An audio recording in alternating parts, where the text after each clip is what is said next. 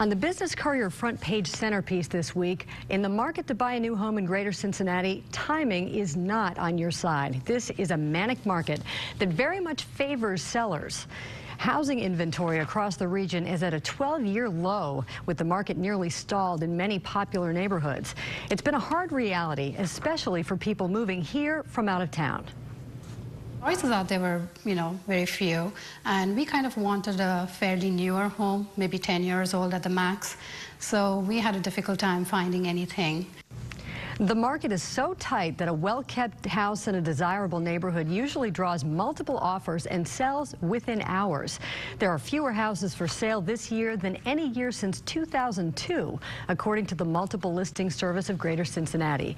In April 2007, for example, a local buyer could choose from more than 16,000 homes for sale. In April 2014, that number was just over 9,000. That's a drop of 44%. And the Courier is told few people are putting their houses on the market because they worry they won't find a new place to live afterwards. Joe King, president of Coldwell Banker Westshell, is with Business Courier editor Rob Dahlmeyer in the studio with more on this manic market. Rob and Joe. Peg, thanks. Thank you very much for being here.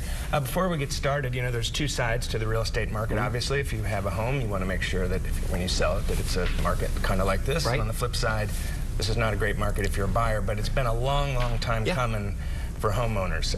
How did we get here? Well, there's several reasons, but they're all stem from really the real estate Great Depression from 2008 and 2011, and we still see residual impact from that period of time. And so what happens were, a lot of times people move because of a lifestyle change. So all those lifestyle changes were occurring, but the housing market wasn't, providing that opportunity. And so once the economy got better, we saw this incredible surge of people who entered into the market, which created low inventory levels.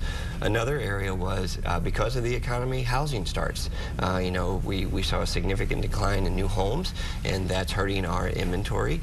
Another area, because of the recession, is we saw a level of negative equity. People lost the value of their homes, so even though they wanted to sell, they couldn't sell, so that created some challenges there. And then, as it was mentioned earlier, because of all those issues, we have a low inventory level. And now we actually have sellers who are, they give us a call, we give a market analysis, and they say, okay, I want to sell my house. But this is an incredible statistic in my mind, 34% of homes sell in the Cincinnati MLS this year within 40 days. Yeah. So they're saying, okay, if I sell my house, where am I going to go?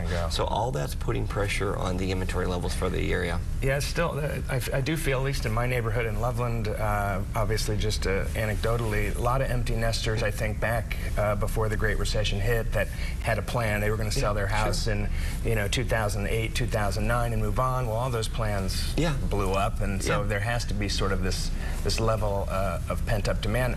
How is your industry handling this? It's been a long time coming. I'm sure these are great days for you guys, but are you guys set up for this and ready to meet the demand? You actually make a good point, and I'll answer it two ways. One is in 2014, real estate has gone back to a micro level. When the market was really bad, it was a macro level. Everything was, suffering.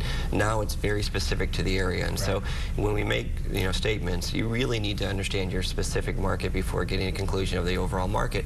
But, a couple of things, as it was mentioned before, multiple offers, and that's really a difficult thing for us, is because people make an offer on a house because they emotionally fall in love with the house, they're attached to it, and if you get 3 offers, you can only sell it once, and so 2 people don't get the home, and so that's very difficult. I also think because of the low inventory, it's keeping our overall sales limited. We have this buyer demand, but we don't have enough homes to sell. And then I think the third part, which is a positive, and I talked about the negative equity a minute ago, is year-to-date through May, Cincinnati Board of Realtors is experiencing a 4% appreciation year over year. That's great. So we are starting to see appreciation, and I love 4%. It's sustainable. It may not be what some of the other areas are, but we can live with a 4%. 3 to 5 was always the number that, in Cincinnati you were going to get it through hell or high water, and then we reached that word. Yeah, so it's healthy. But so do you think this is sustainable? Are we going to, if we're talking a year from now, do you feel like there's a chance that we could still see the market improving to the point where this inventory is going to start impacting home prices? Yeah, well, we're starting to see some really good indicators.